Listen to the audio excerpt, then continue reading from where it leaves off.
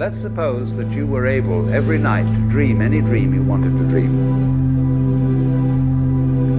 And you would naturally, as you began on this adventure of dreams, you would fulfill all your wishes. You would have every kind of pleasure conceived. And after several nights, you would say, well, that was pretty great. But now let's have a surprise. Let's have a dream which isn't under control.